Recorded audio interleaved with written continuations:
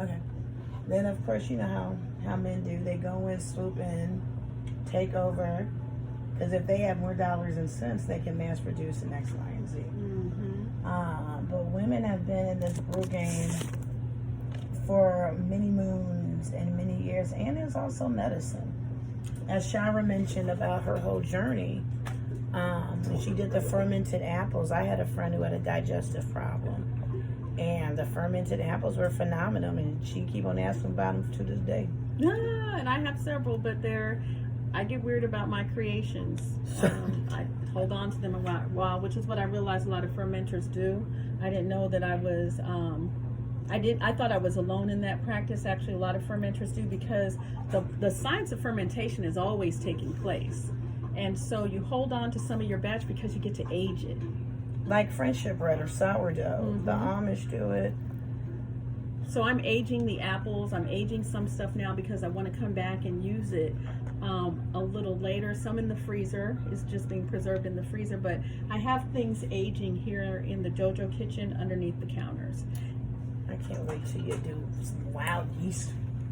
Wild yeast. I was gonna try and do it with these melons, but they kept the spikes were way too hard to work with.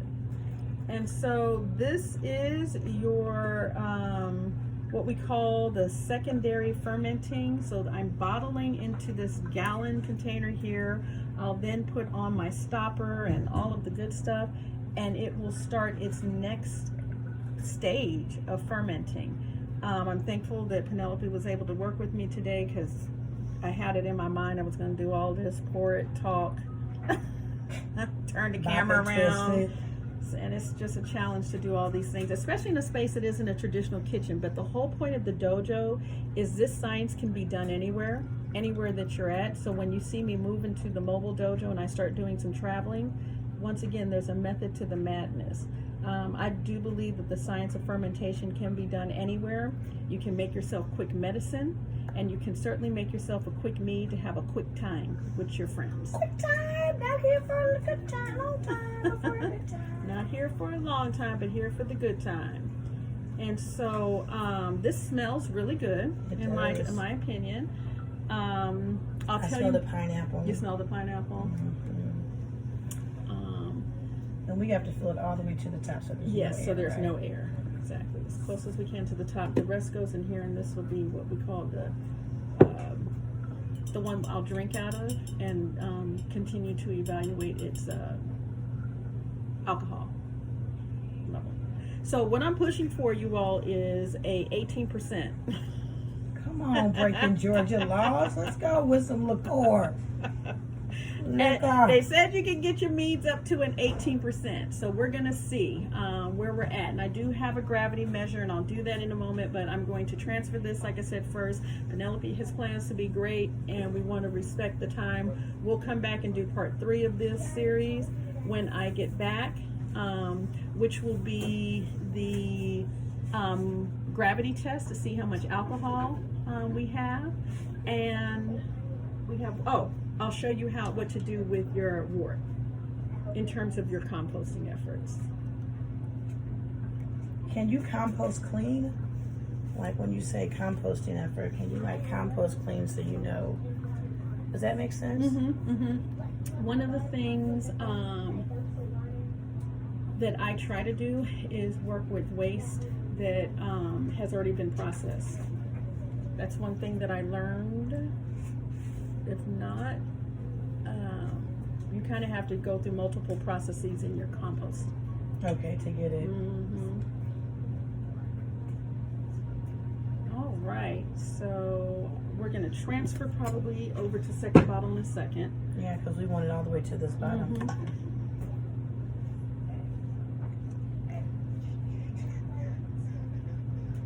Oh, that's such a pretty color.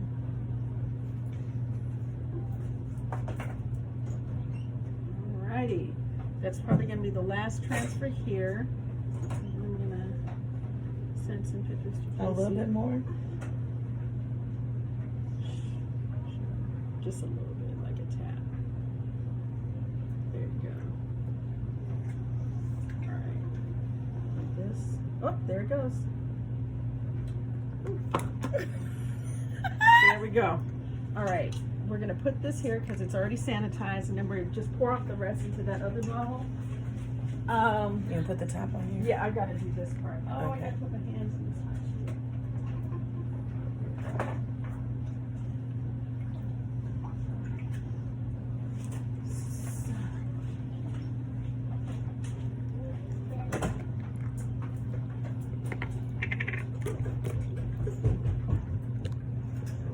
This is the last of it, folks.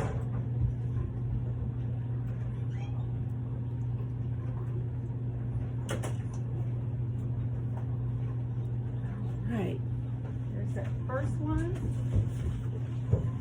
And then that goes back in.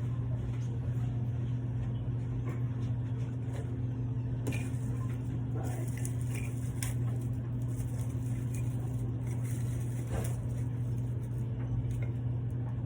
This in.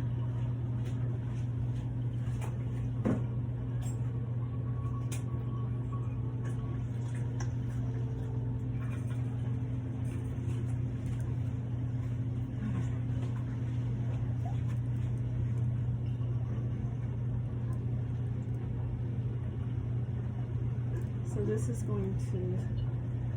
Oh, and then it bubbles up in here. I've seen this with another brewer I watch on IG. So the second bottle that you see is going to be, like I said, my tester bottle in terms of, we'll be tasting from the second bottle. This big bottle here, our primary gallon, will continue to ferment.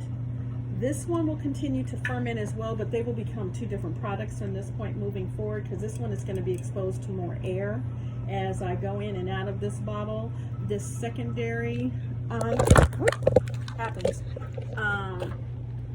This secondary one here will become a different product because it will be exposed to more air as I go in and out, tasting it, perhaps adding ingredients. Sediments.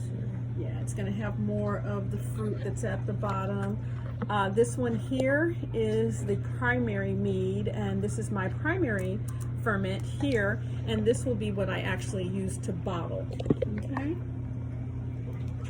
And again, I'm just very thankful for the process. I know it's coming across a little chaotic as everything bumbles around, but hopefully we'll have a really good product at the end of this that I'm able to share at a event that I will announce later.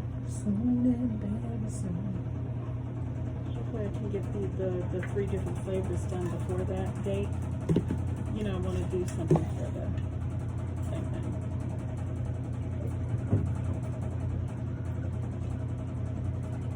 Do I need to put another juice bar? It's working. It's just the bottom part just going down in the funnel and getting and slowing down the process.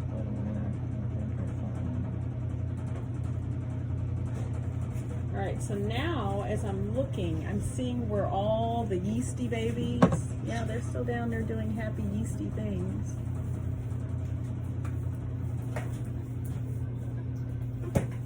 Oh, good. I got 2 big old amounts. Now, mind you, I'm shocked, y'all, because this just started with a gallon. Really? Wow. But I've been fermenting for 5 days. So what I learned about that making is like tej, the liquid from the fruit. from the fruit. So tej, if you're not aware, is Ethiopian honey wine. It's a traditional honey wine. It's so good.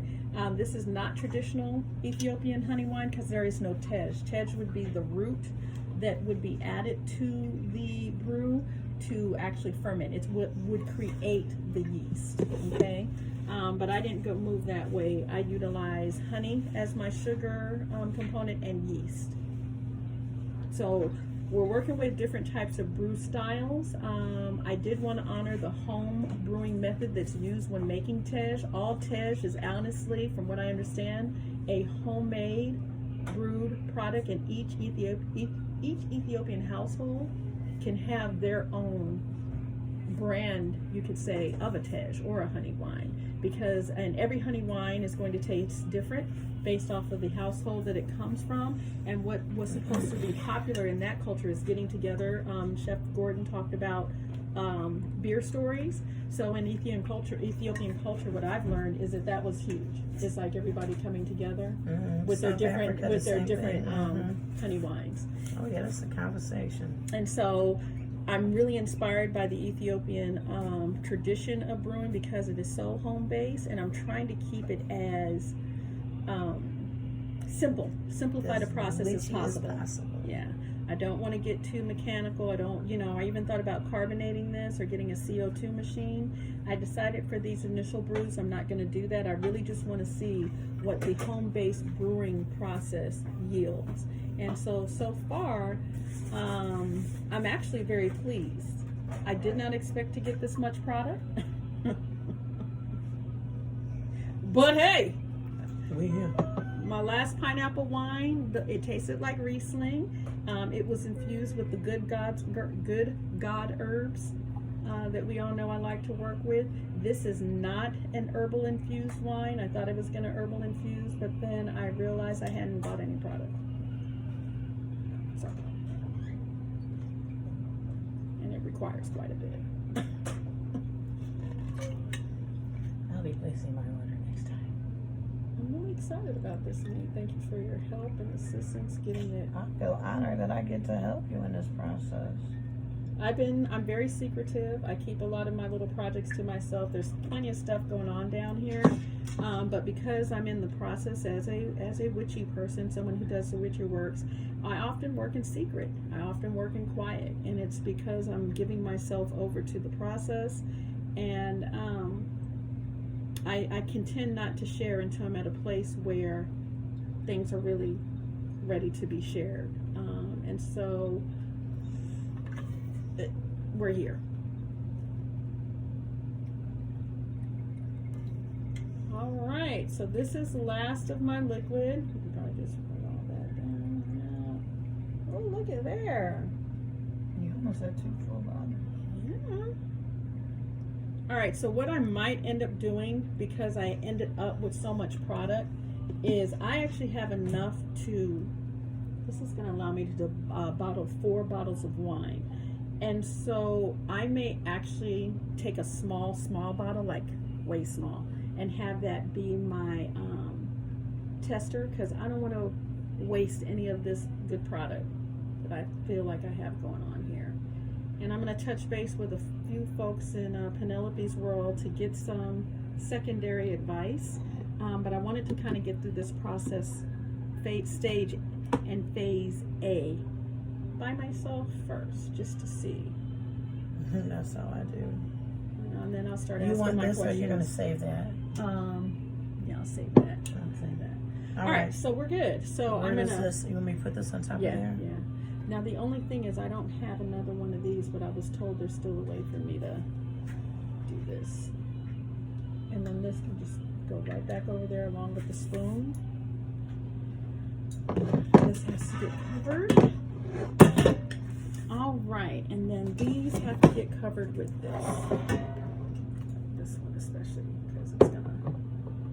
It's looking like Yesenia. My best friend from high school.